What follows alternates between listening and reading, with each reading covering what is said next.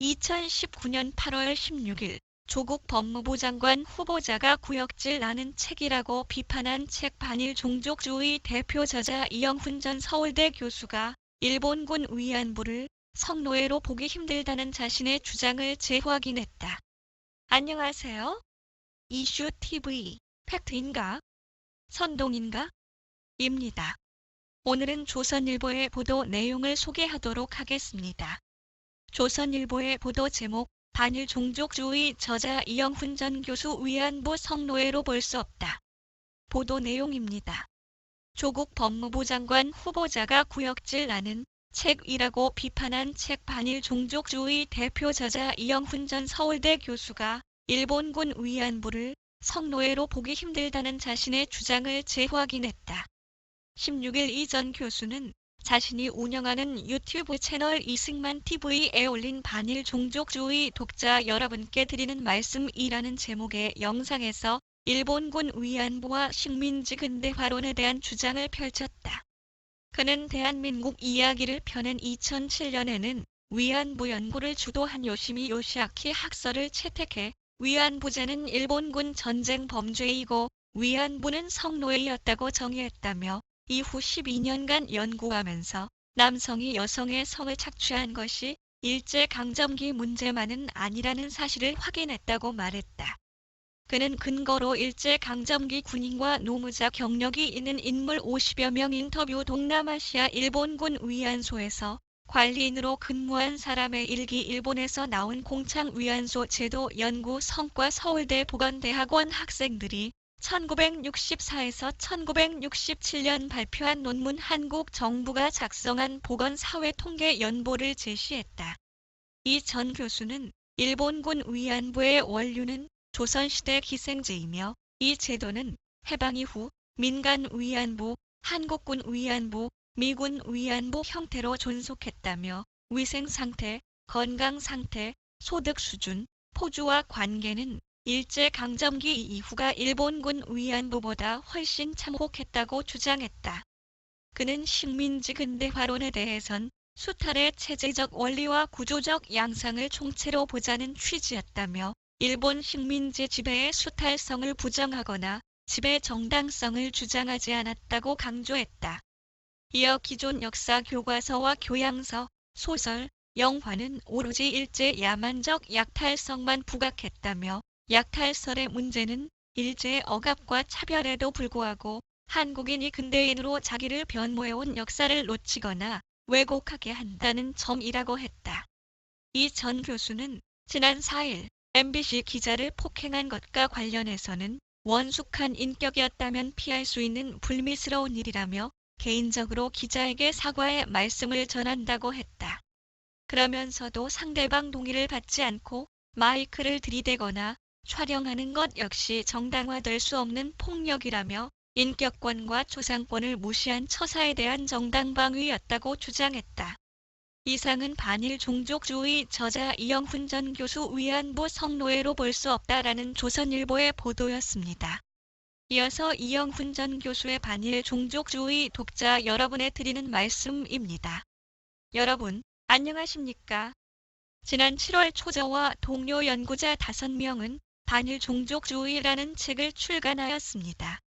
오늘날 한국의 민족주의는 차라리 종족주의라고 함이 더 적합할 만큼 건강한 애국심을 결여한 가운데 대외인식이 불균형적이고 역사인식이 비과학적이고 무조건적 반일 적대 감정에 사로잡혀 있음을 지적한 내용이었습니다. 책이 출간된 이래 지금까지 한 달 보름 동안 크고 작은 논란이 끊이지 않았습니다. 많은 기자가 대표 저자인 저에게 질문을 던졌습니다. 그에 대해 여러 차례의 답변을 드렸습니다만 계속해서 같은 질문이 반복되고 있기에 이 자리를 빌어 가장 빈번하게 던져진 대표적인 질문 2가지에 대해 공개적으로 설명드리도록 하겠습니다. 가장 많이 던지는 질문은 왜 일제의 식민지 지배가 지닌 수탈성을 부정하느냐, 그 정치적 의도가 무엇이냐 하는 것입니다. 실은 이 같은 질문은 저에게 평생에 걸쳐 수도 없어 던져진 것입니다.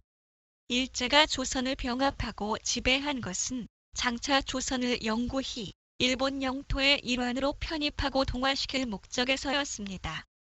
이 같은 지배의 목적을 달성하기 위해 총독부는 일본의 법과 제도와 기구를 조선에 이식하였습니다. 그래야 조선을 영구히 동화시킬 수 있기 때문입니다. 이식된 법, 제도, 기구를 토대로 하여 조선에 대한 일본의 투자가 이루어졌습니다. 처음에는 재정토융자가 중심이었으나 1930년대 이후가 되면 민간자본이 투자의 중심을 이루었습니다. 그에 따라 식민지 조선에서는 자본주의 또는 시장경제 체제가 발달하였습니다. 조선과 일본은 하나의 단일 시장으로 완벽하게 통합되었습니다. 점점 많은 투자가 이루어져 조선의 농지를 개간하고 조선의 광산을 개발하고 각 산업의 공장을 세웠습니다.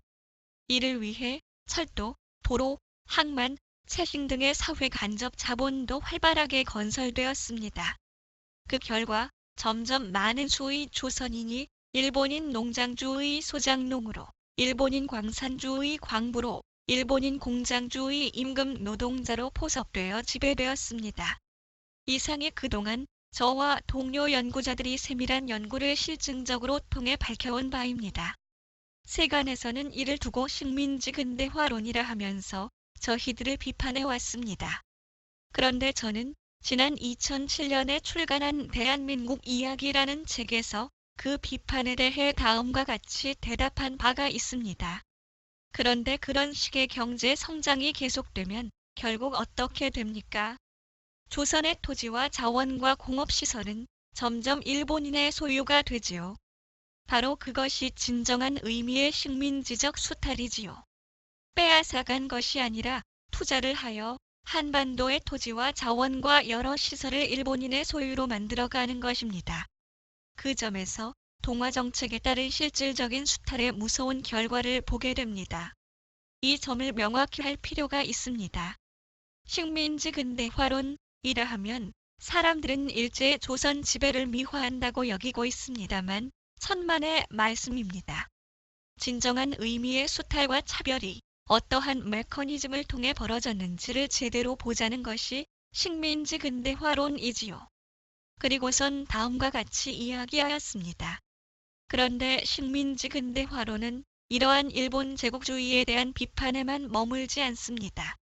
제국주의의 지배가 법과 제도와 시장을 통한 것인 만큼 그것은 새로운 인간과 사회 원리의 새로운 문명이 이식되어 전통과 충돌하고 접합하면서 나름의 형태로 정착하는 과정이기도 했습니다. 그 점을 동시에 보자는 것이 식민지 근대화론입니다. 왜 그렇게 해야 합니까? 바로 그 과정에서 조선인 자신이 스스로 변하고 있었기 때문이지요.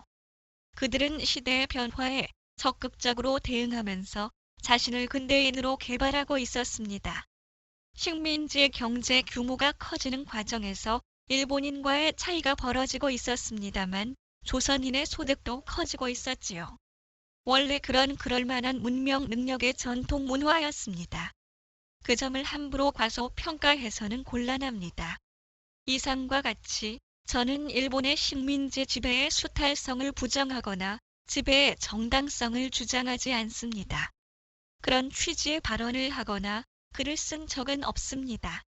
수탈의 체제적 원리와 구조적 양상을 총체로 보자는 취지였습니다. 원래 수탈이란 말에는 개발이란 뜻이 포함되어 있습니다. 영어로 exploitation 하면 착취한다는 뜻도 있지만 개발한다, 활용한다는 뜻도 동시에 포함되어 있습니다. 일제의 지배는 어디까지나 수탈이지만 동전의 앞뒤 양면과 같은 관계로 개발의 효과를 담고 있으며 바로 그 과정에서 전통 조선인은 근대 한국인으로 변모해왔던 겁니다. 지금까지 제가 비판해온 것은 그리고 우리 공동 저자 6명이 반일 종족주의란 책을 통해서 지적한 것은 기존의 역사 교과서, 교양서, 소설, 영화 등등이 오로지 일제 야만적 약탈성만 강조, 부각해왔다는 점입니다. 아무런 대가도 지불하지 않고 총칼을 앞세워 토지와 식량과 노동력과 여성의 성을 약탈하고 약취했다는 것 아닙니까? 지난 60년간 역사 교과서에 식민지기에 관한 서술이 기본적으로 이러한 약탈설에 기초하였음은 아무래도 부정하기는 힘듭니다. 조금씩 개선되어 오기는 했습니다만 지금도 그러한 서술의 기저에서는 본질적인 개선이 없다고 할 수 있습니다. 그렇지만 약탈설은 사실이 아닙니다.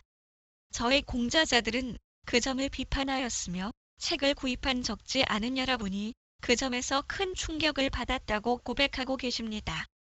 약탈설의 더욱 큰 문제는 수탈의 다른 한 측면인 개발, 곧 일제의 억압과 차별에도 불구하고 우리 한국인이 근대인으로 자기를 변모해온 역사를 놓치거나 왜곡한다는 점입니다.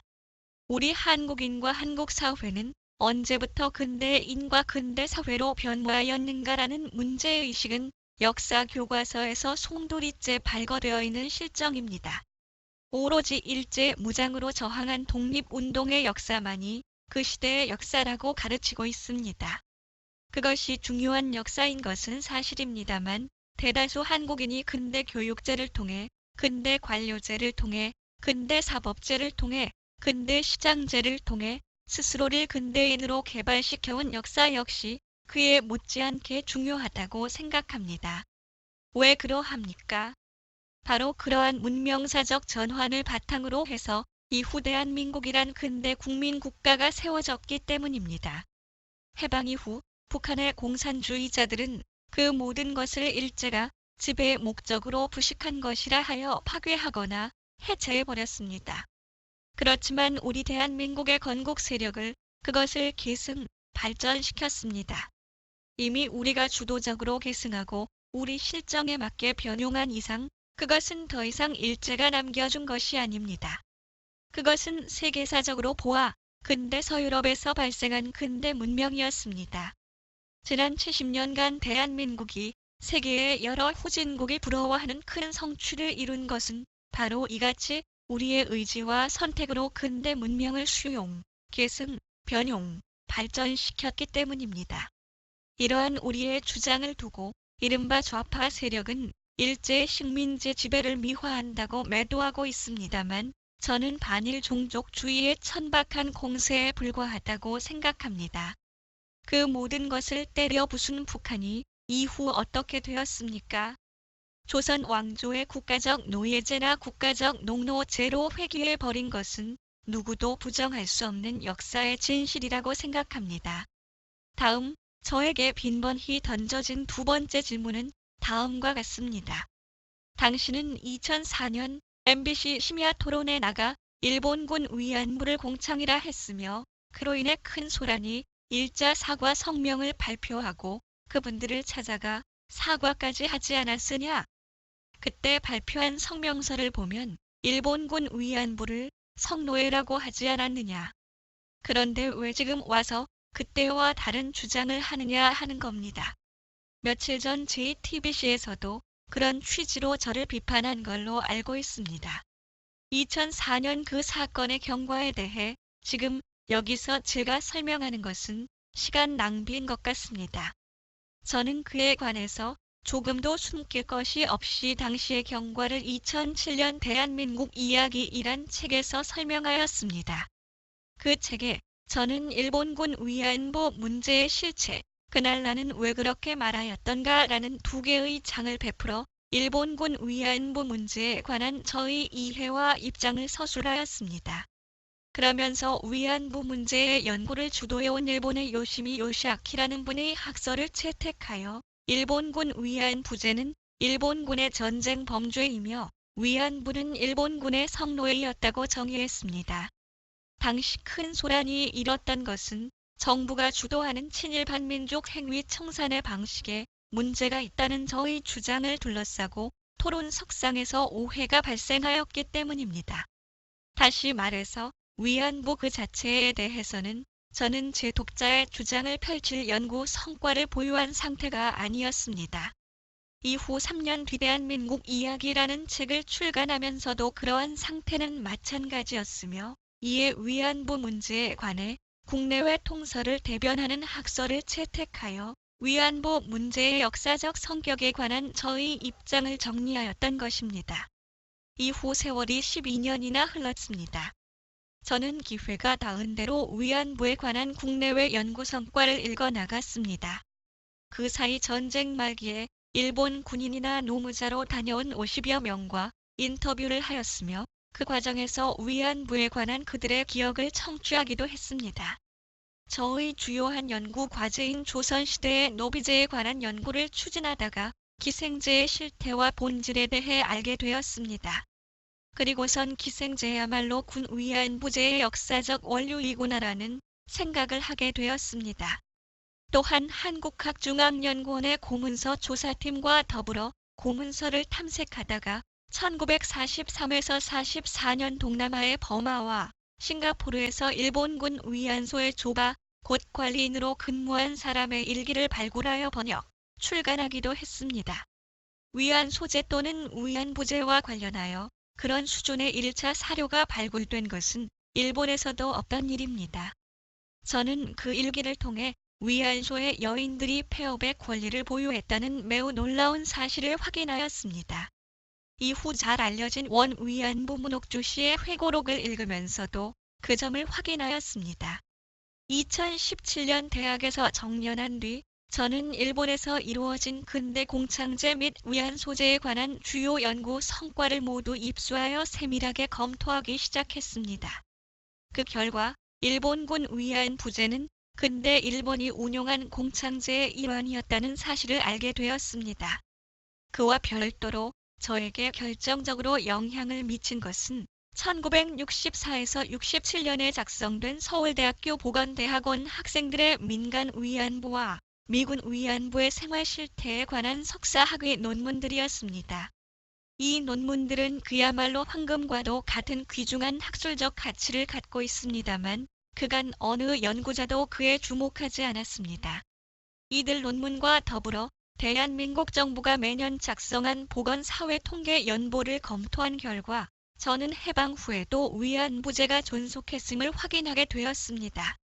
다시 말해 일본군 위안부 제도는 1937에서 45년 만의 일이 아니며 해방 후 민간 위안부, 한국군 위안부, 미군 위안부의 형태로 일제하에서보다 훨씬 많은 여인들이 위안부로 존속했으며 그들의 위생 상태, 건강 상태, 소득 수준, 포주와의 관계 등은 공권력의 보호를 받지 못하는 가운데 일본군 위안부들보다 훨씬 참혹하였다는 사실을 알게 되었습니다.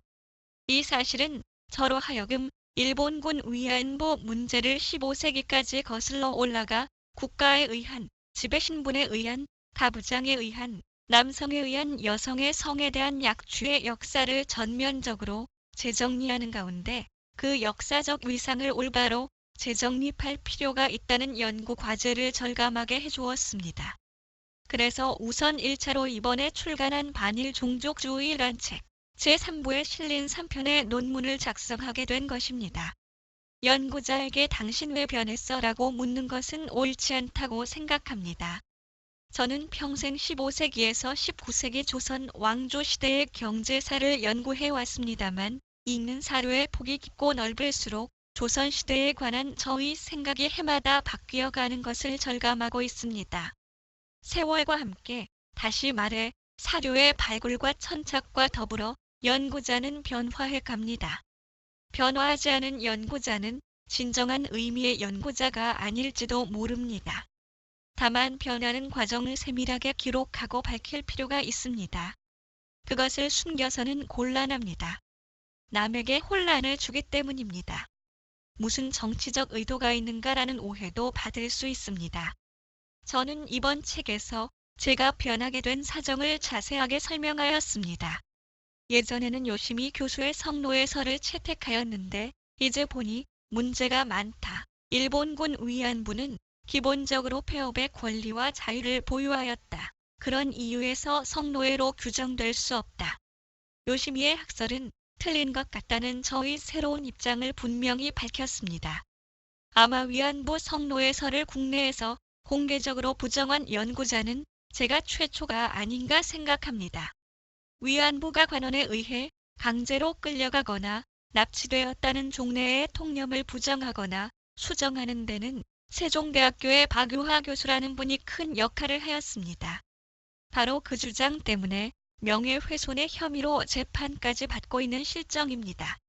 박유하 교수가 재판부에 제출한 방대한 자료를 검토하면 위안부를 관원이 강제로 끌고 갔다는 통념은 일본에서는 부정된 지는 이미 오래고 국내에서도 더 이상 그렇게 강하게 주장하는 연구자가 없어진 실정임을 알 수가 있습니다. 저는 박유하 교수의 뒤를 이어 위안부는 성노예설을 부정한 최초의 연구자가 된 셈입니다. 이 두 새로운 학설과 주장으로 일본군 위안부 문제에 관한 재검토는 거의 불가피해졌다고 생각합니다. 저를 여기까지 이끌어온 것은 오로지 사료에 충실하여 역사의 실태를 있은 그대로 밝힌다는 연구자의 기본 자세, 그것 이상도 이하도 아닙니다. 저에게 가장 빈번하게 던져진 두 번째 질문에 대한 저의 대답과 이상과 같습니다. 반일 종족주의 제3부를 읽으시면서 저의 답변이 얼마나 진솔한 것인지 혹 어떤 위선이나 모순을 품고 있지나 않은지 검토해 주시면 감사하겠습니다. 마지막으로 책이 출간된 이후 공영방송과의 관계에서 있었던 별로 아름답지 못한 사건에 대해 해명하겠습니다. 책이 출간된 지 이제 고작 한 달 보름입니다. 그간 관련 학계나 연구단체나 운동단체로부터의 공식적인 반응이나 개별 연구자의 비평이 제출된 적은 없습니다. 그렇지만 머지않아 큰 논쟁이 벌어질 수밖에 없다고 생각합니다. 저희들의 주장을 방치한 채 기존의 역사 교육을 그대로 이어갈 수는 없으며 기존의 위안부 운동을 계속해갈 수는 없기 때문입니다. 벌써 여러 연구자와 연구단체가 저희들의 책을 비판하기 위한 학술적 대응을 시작했다는 소식을 듣고 있습니다. 이는 매우 고무적인 현상이라고 생각합니다. 저희들도 책이 출간된 이후 한국사 연구자들과 정의기억연대, 구정대협에 대해 여러 차례 공개 토론의 필요성을 상기하고 촉구한 바가 있습니다. 이런 상황에서 신문과 방송이 할 일은 명백하다고 생각합니다. 학계나 관련 단체의 동향을 취재하여 보도하거나 또는 관련 연구자를 초청하여 찬반 공개 토론회를 개최하여 이를 전 국민에게 공정하게 보도하는 것입니다. 저는 언론이 직접 찬반 비평의 당사자로 나서서 자신의 의견을 강하게 주장하는 것은 옳지 않다고 생각합니다. 언론에 종사하는 분들이 학술적으로 또는 정치적으로 매우 복잡하고 미묘한 문제를 전문적으로 다룰 만큼의 훈련을 받거나 관련 연구 성과를 축적한 상태가 아니기 때문입니다. 그럼에도 불구하고 지난 7월 22일 MBC는 스트레이트라는 프로그램을 통해서 우리의 책 반일 종족주의를 두고 친일파 세력이 만든 책이라고 해방 후 친일파를 완전히 청산하지 못하여 이런 책이 나온다는 취지로 비난을 하였습니다. 게스트로 초대된 어느 사람은 아직 책을 읽어보지 못했지만 책의 그러한 성격은 분명하다고 단언했습니다. 그렇게 우리의 책을 방송을 통해 극구 비난한 MBC는 이후 이메일과 핸드폰 문자를 통해 인터뷰를 집요하게 요청해 왔습니다. 인터뷰의 취지나 질문의 내용을 정중하게 밝힌 공문서를 보내온 적은 없습니다. 심지어 우리 공동집필자의 특정인이 특정 장소에 특정 시각에 나오는 줄 알고 길거리에서 기다렸다가 인터뷰를 강요하기도 했습니다. 그러다가 지난 8월 4일 일요일 아침 저희 아파트 부근에서 이미 잘 알려진 사고가 발생하였습니다. 저는 밀린 일을 처리하기 위해 간편복 차림으로 아파트 앞을 나서다가 대기 중인 MBC 기자로부터 인터뷰 요청을 받았습니다. 저는 거절했습니다만 기자는 계속 마이크를 들이대며 저를 따라왔습니다. 저는 뒤늦게 카메라 기자가 저를 촬영하고 있다는 사실을 인지하였습니다. 카메라를 치우라고 강하게 요구했습니다만 묵묵부답이었습니다. 저의 사생활과 인격권과 초상권이 노골적으로 무시되는 그 장면에서 저는 분노를 폭발했으며 기자의 마이크를 후리치고 나아가 그의 뺨을 때렸습니다. 돌이켜보면 제가 기자의 뺨을 때린 것은 제가 좀 더 원숙한 인격이었다면 피할 수 있는 불미스런 일이었습니다. 개인적으론 그 기자에게 사과의 말씀을 전하고자 합니다. 그렇지만 다시 돌이켜보면 상대방의 동의를 받지 않고 마이크를 계속 들이대거나 심지어 촬영까지 하는 사실 역시 결코 정당화될 수 없다고 생각합니다. 그것 역시 하나의 불법이요, 폭력이기는 마찬가지라고 생각합니다. 저는 저희 사생활과 인격권과 초상권을 노골적으로 무시하는 처사에 최소한의 정당방위를 했다고 생각합니다. 제가 이미 2주나 지난 이 사건을 재론하는 것은 방송사가 지켜야 할 올바른 취재 활동의 자세와 보도의 공정한 기준에 관해 다시 한번 국민 여러분의 여론을 환기하기 위해서입니다. 우리 공동 저자들이 오랜 기간 연구를 해온 결과로 출간한 나름의 확신과 용기가 없이는 쉽게 출간할 수 없는, 따지고 보면 고도 수준의 학술서에 대해, 그리고 관련 학계가 아직 어떤 반응도 내지 않은 동중정의 상황에서 이 문제에 관해 전문적 식견을 보유하지 않은 방송사의 PD와 기자들이 함부로 자신의 선입견을 국민의 여론 인양 포장하여 극렬하게 비방할 수 있는가, 그럴 자격이 있는가라는 점입니다. 그 점을 마지막으로 환기하면서 그동안 저희들의 책을 읽고 적극 동감하고 지지해 주신 수많은 독자 여러분의 감사의 뜻을 표하고자 합니다. 감사합니다. 2019년 8월 16일 이영훈. 이어서 조선일보 보도에 대한 댓글 소개하겠습니다. 자유대한민국의 멸망을 원치 않는 국민이라면 꼭 읽어보아야 후회하지 않을 책이다. 근거 없는 소문으로 쓴 책이 절대 아니다. 베트남식 공산화를 무슨 수를 써서라도 막아야 한다. 하루하루 마음이 불안하고 화가 난다. 저런 게 어떻게 대한민국의 대통령이며 또한 나라를 내놓고 망가뜨려도 우파 야당은 이렇게 평온할 수 있단 말인가. 원통하고 분하다. 국민 여러분, 분연히 일어나서 문가를 당장 끌어내립시다. 이영훈 교수와 저자들은 일제의 강점이 정당하고 적법했다고 변호하고 있는 것이 아니라 그 피해가 비정상적으로 과장되고 왜곡되었다고 주장하는 겁니다. 조국이나 장제원, 홍준표 모두 책을 제대로 읽지도 않고 제대로 된 반증 제시도 없이 내가 불쾌하고 내가 들은 이야기와 다르다며 비판을 퍼붓고 있습니다. 피해를 과장, 왜곡해 100년 전 일본 제국주의를 악의 화신으로 규정한 뒤 국민들을 흥분시켜 놓고 그 사과를 막무가내로 현재 일본 보고하라고 하면 어떻게 문제 해결이 되겠습니까? 이 책은 그런 문제점을 지적하고 있는 겁니다. 하도 시끄럽길래 여름 머리 식히기용으로 봤는데 혼란스럽다. 이제 겨우 4분의 1을 읽었는데 그동안 내가 배워왔던 일제의 쌀 수탈이 각종 자료까지 나오니 정신없다. 특히 31년인가?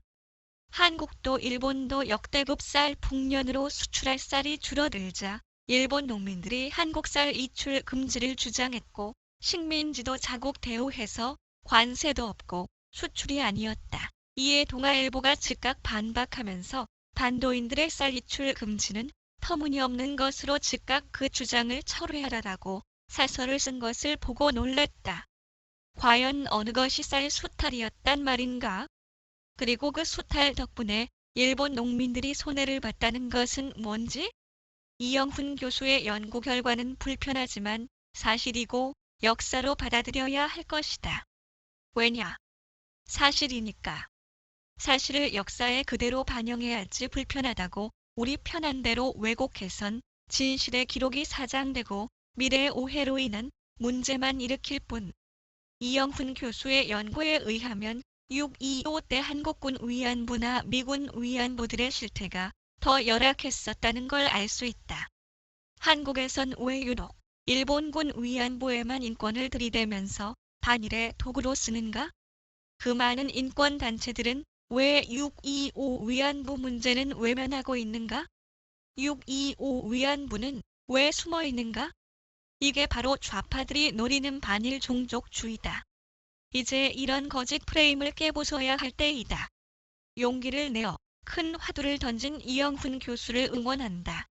위안부가 나쁘지 않았다는 게 아니라 여성 착취가 조선시대에서 군사정권 시기에 이를 때까지 계속 이루어졌고 이건 태평양 전쟁이라는 특수한 시기에 한정되어 볼 것이 아니라 더 넓은 시대의 여성 인권이라는 관점에서 봐야 한다는 소리잖냐. 좀 끝까지 보고 댓글을 달아라. 요새 들었던 생각은 내 마음속의 반일 감정은 어디서 왔을까였습니다. 지금 와서 생각해보니 역사 시간과 언론을 통해 만들어졌던 것입니다. 역사 선생은 근현대사 시간만 되면 일제를 욕하고 해방 후엔 미국을 욕했습니다. 그리고 북한이 우리나라한테 한 짓보단 북한과의 합의 내용, 회담 내용, 통일정책 이런 걸 주로 가르쳤습니다. 내 감정 중 반일 감정은 다른 사람한테 주입받은 것입니다. 제발 저자의 주장을 곡해하지 마라. 위안부가 나쁘지 않았다는 게 아니라 일본만의 전쟁 범죄가 아니었단 거다. 조선시대에도 기생이라는 공창제도가 존재했고 불과 수십 년 전까지 한국군 위안부, 미군 위안부가 존재했다. 일본군 위안부는 과거 미개한 악습으로 범인권적 측면에서 잘못은 맞고 다시 일어나면 안 될 일이지만 특별히 일본만의 문제도 아니고 한국인이 흔히 생각하는 죄 없는 소녀들을 총칼로 끌고 가 강간한 형태는 아니었단 것이다. 한국인 입장으론 정서적으로 용납 안 될 수도 있는 부분인데 역사도 계속 연구되어야 하는 분야이고 여러 가지 견해가 나오면서 발전해 간다고 생각함.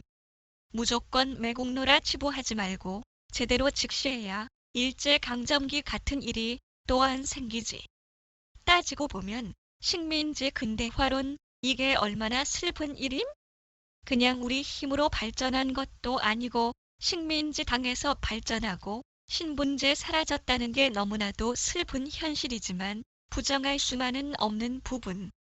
윗선들이 그만큼 무능했다는 증거 아니냐. 우리가 잘못한 점은 죄다 식민지 당했다는 이유로 합리화만 하고 남탓만 하다간 발전 없다. 몇백 년간 전쟁을 치룬 프랑스와 독일도 600만 명의 유태인을 학살한 독일과 이스라엘도 서로 협력하는 시대에 말도 안 되는 죽창을 들라는 개소리를 짓거리는 문재양들.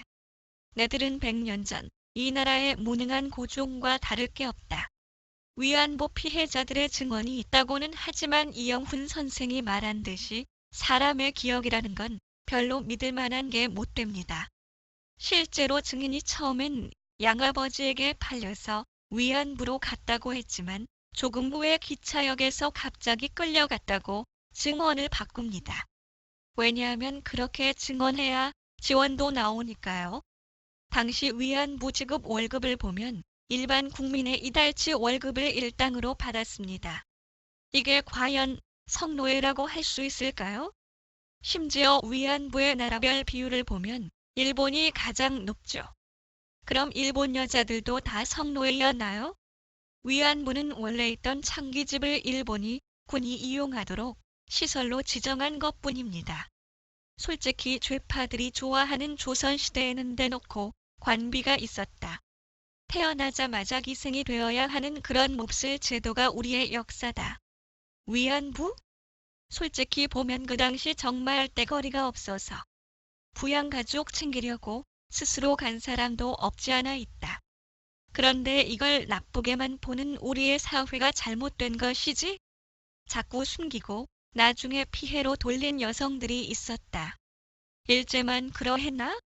이태원, 동두천, 의정부 곳곳에 왜곡 상대로 없었나? 이제 좀 더 솔직해지는 우리 자세가 필요하다고 생각된다. 그래서 이 교수님 용기에 감히 박수를 치고 응원해주고 싶다. 이 책은 사실을 적어놨다.